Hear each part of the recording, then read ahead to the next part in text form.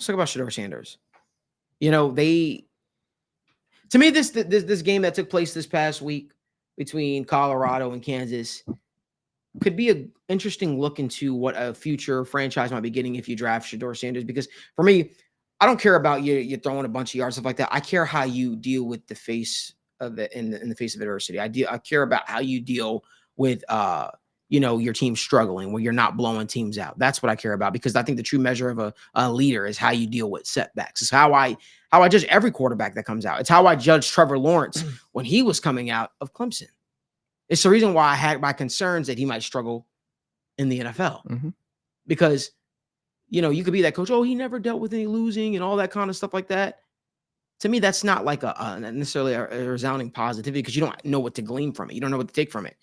I like to see the guys that struggle, that have a hard time, and then seeing how they bounce back. Jimmy, let's roll the clip of Dion talking to his team.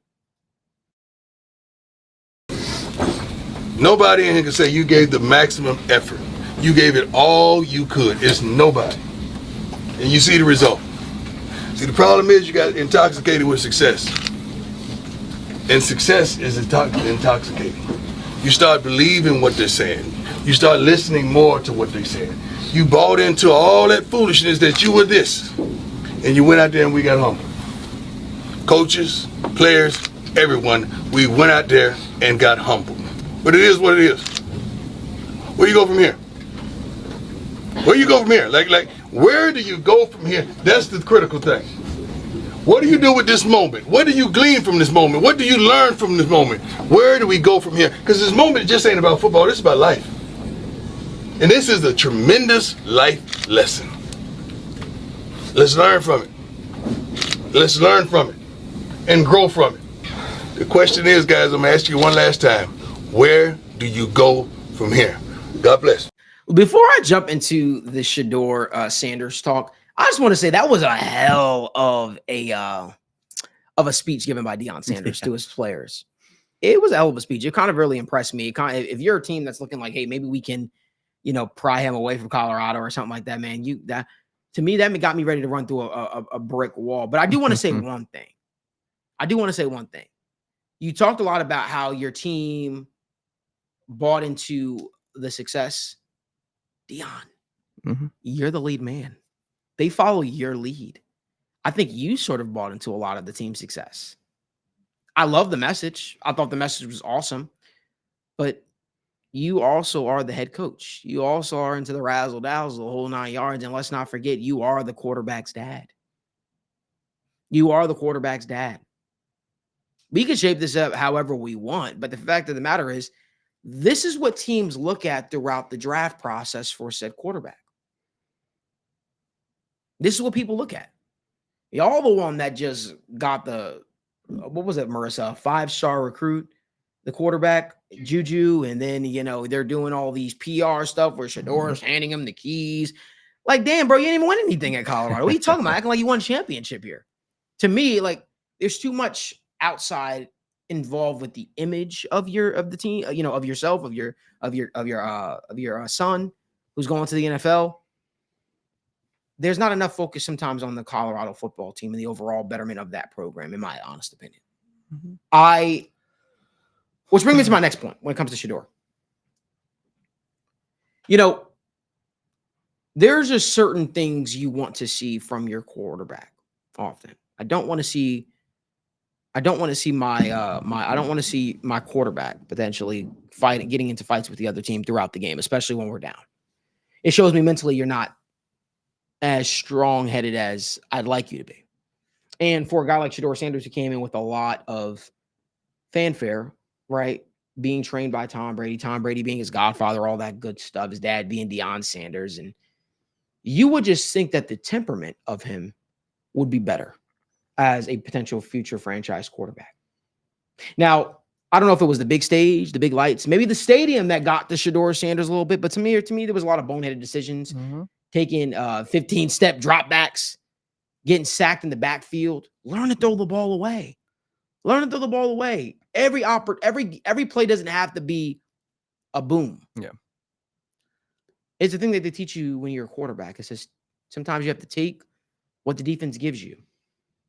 And for me, if it was the stadium, if it was the big lights, if it was that all that playing in an NFL stadium, the Chiefs stadium, well, Shedeur, you better get used to it because there's a chance you might be playing in the Chiefs stadium at the very least once a year if you get drafted by a certain team. To me, I think that there's just more that I would have liked to see from Shedeur from a leadership standpoint. One thing I will tell you is Travis Hunter, man, wow, that dude is a dog. He's a dog. Mm-hmm. He's a dog. Will that success translate to the NFL? I do have concerns about the mileage, playing both sides of the ball a little bit, and the durability. I do. Loss to Kansas. Yeah, I think that Shedeur there are a couple things, like you said, he shoved the ref. Mhm. Like that's something that 95% of players, if you put your hands and you clearly shove a ref, albeit it wasn't a crazy shove, if you put your hands on a ref, you're out of the game. Mhm. And the other ref saw that. You clearly pushed the ref. And that's part of the temperament, like you said, that it was a little concerning. I've always rocked with Shedeur. I thought Shedeur has been, a very overconfident person in a good way, right? As a quarterback, you need to be confident. I really like his confidence. I think that's important, especially when you look at him for the NFL. This game kind of showed me a lot, though, and I think that the defense was a huge part of the problem. Deion Sanders, same thing. I think Deion Sanders should wear a lot of this burden because he did an interview during the game after the first quarter, and they asked him, "Hey, Deion, what's your thoughts? You're heading into, you're down."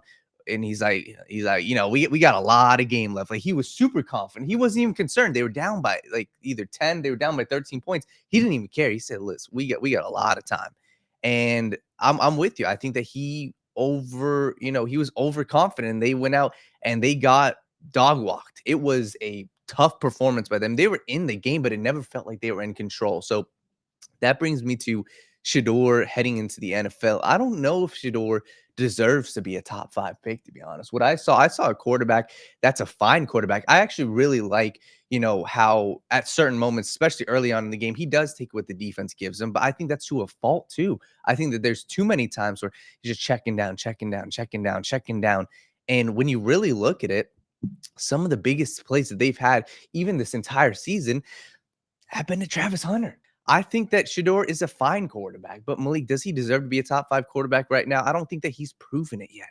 I think that he's shown some of the stats. You say top 5 what? Like top 5 pick in the NFL. Okay. I don't think so. And I think that he's going to get a lot of hype because of the Deion Sanders.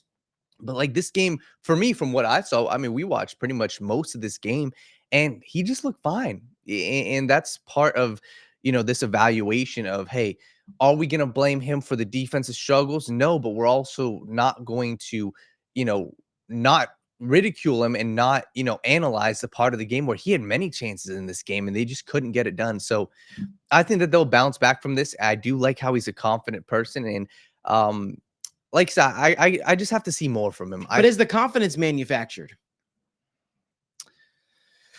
That's the conversation. Yeah. Is the confidence manufactured? Is the confidence because you already know you have the hype? Is the confidence because you know who your dad is? I'm very curious to see what he looks like without Deion Sanders. Yeah. Is the confidence manufactured? Is the confidence manufactured because you know you're the man of Colorado because of the glitz, the glamour, and you got rappers, you got DJ Khaled saying it's the Shedeur. You got all these people coming out in droves and supporting you who've never even probably even met you until you've started experiencing success. Is it manufactured?